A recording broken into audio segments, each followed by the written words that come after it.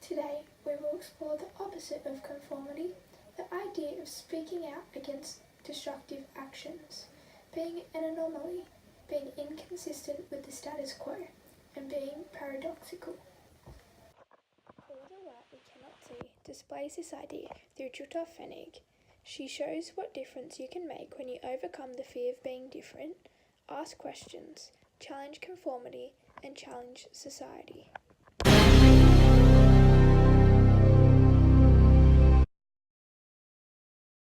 Is a German orphan whose father died in the coal mines.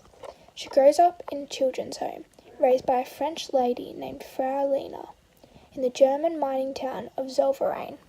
She and Werner grow up extremely close, never far from one another, but she disapproves of him attending the school in Schallforter, knowing that it will change him.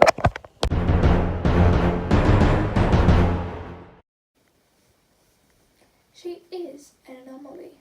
The whole time her brother is at school, in which we now identify as being part of the Hitler Youth, she knew what he did not. She saw things he failed to and asked the questions that no one else did. Redacted sentences in Jutta's letters show this, as is seen on page 267, for example. The fact that censors have to block out her words in order to control how the war is portrayed to those within the school shows how her views and questions are inconsistent with the usual opinions of this time. The idea of not conforming to society you are surrounded by not only applies to such times of war, but applies to our everyday lives today. The idea of staying true to ourselves, even if it means speaking up and standing up to everyone surrounding us, is a characteristic of extreme importance in current society. However, it can be extremely difficult at times due to peer pressure and the idea that conformity is what is valued. This idea, as is portrayed in All the Light We Cannot See, is also explored in Andy Mort's podcast, episode 151. Your voice will shake, but please speak up anyway. This podcast offers an extreme insight into our fears of breaking conformity, stating, "We turn a blind eye to destructive forms of the status quo. Things we can see are playing a negative, destructive role in some sense. We allow it to continue because we want to escape the fear that comes with speaking up." This quotation from Mort's podcast speaks to the audience collectively, identifying a collective human experience and addressing the reasons for our fears of being abnormal and inconsistent. Werner Pfennig's character directly relates to Mort's ideas being portrayed in this podcast, with his character seeing actions and being involved in what he views and knows to be wrong, but pushing his morals and beliefs aside due to his fear of speaking out. Brother to Jutta Pfennig, Werner Pfennig also grows up in the orphanage in Zollverein. Strikingly intelligent, Werner quickly develops unique skills regarding radios, electricity, and science. Such is the reason for his acceptance into the National Institute in Schallforter. He quickly befriends his bunkmate, Frederick, who is vastly more aware and willing to stand up for what is wrong, and is constantly singled out because of it. Werner mostly ignores this and pushes his morals and thoughts to the side, spending most of his nights in the laboratory working on radios with an older schoolmate, Frank Volkamir. He then is summoned to join the Special Technology Division of the Army at age 16, where he is grouped with no other than Volkamir himself, and contributes to the murder of hundreds of people. Throughout such, he has extremely minimal, if any, contact with Jutta. However, she and her memories of her remain his moral compass. Andy Mort's podcast of Your Voice Will Shake, but Please Speak Up Anyway directly links to Werner Pfennig's character. Whilst at school, Werner greatly disagreed with the majority of what was occurring, with a stronger moral compass attributed to Jutta and a lesser sense of racial superiority than most others. Despite this, he chose to turn a blind eye and act like such didn't occur, as seen on page 194 of Dolly's novel. On this page, Frederick is being beat due to speaking up to a teacher, and Werner states in his mind, "Jutta, close your eyes," and then continues to state,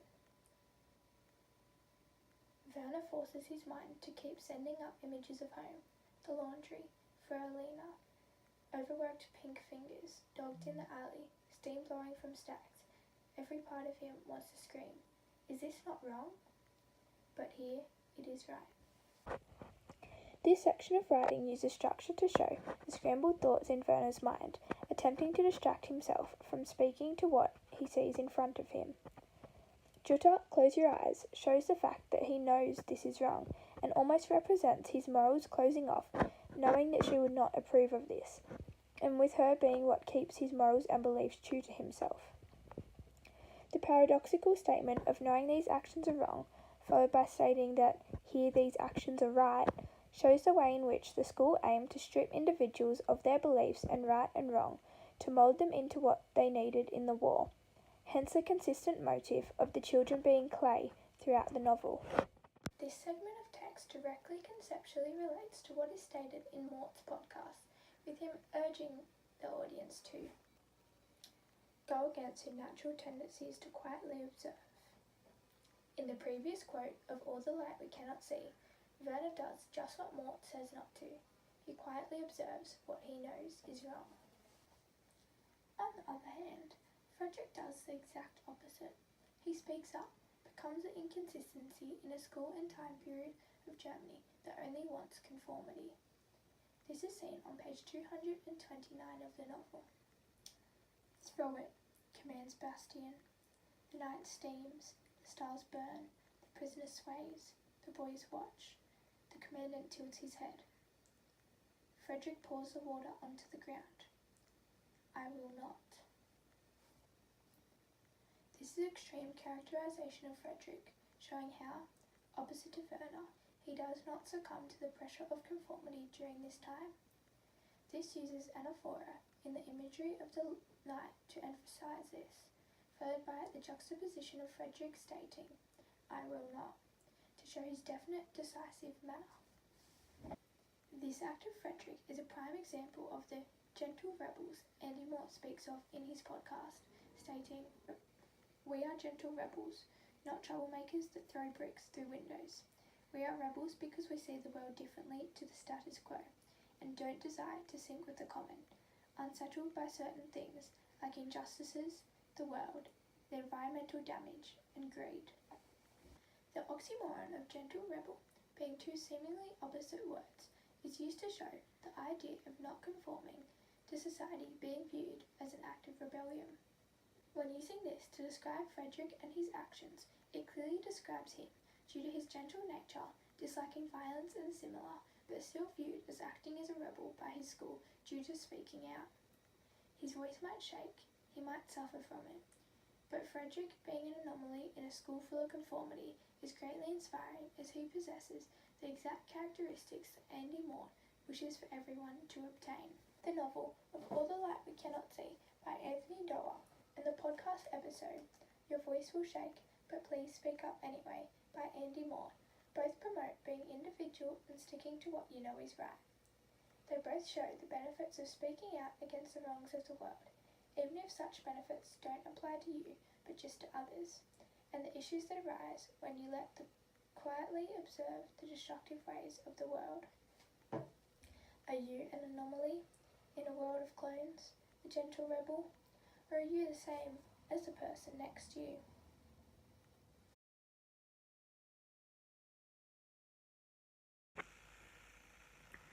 The idea of staying true to oneself and breaking conformity no matter the consequence is an overarching theme within All the Light We Cannot See by Anthony Doerr. Similarly, Andy Mort's podcast of Your Voice Will Shake, But Please Speak Up Anyway speaks of a similar issue with a more relevant time context. Therefore, when viewed concurrently, the two texts complement each other and provide essential views of conformity and such to the audience. Mort's podcast is seemingly relevant to today's society, with numerous major events influencing our everyday actions, whether largely or minimally.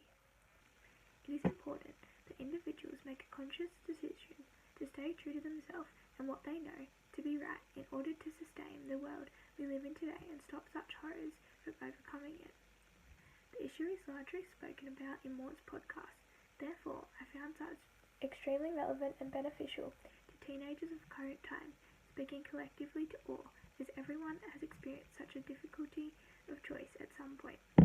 Hence, contributing to my choice of this podcast as a related text, due to my belief that such would be beneficial to the audience through expanding on a collective human experience. Similarly, Dolla's novel largely focuses around identity and staying true to yourself, despite drastic changes in your life and the world's attempts of conformity. Such a theme, as well as others, is explored throughout the text as the characters fight internally on their choice to stand up and speak out on their beliefs, or stay quiet and observe the horrors of the war that surrounded them. Therefore, such a challenge to find strength in identity is collective in its experience, being one of which teens in specifically have to navigate despite challenges. During the film, character refreshes were used to break up the analysis and to refresh the audience's minds on the characters being studied, therefore enabling them to better understand the analysis and comparisons following such.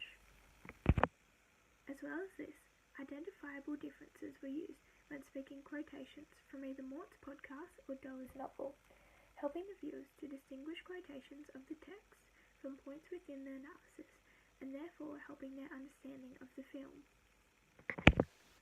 Ending the film on a rhetorical question encourages the audience to wonder and think about the points conveyed through the film, hence contributing to grading their understanding on such.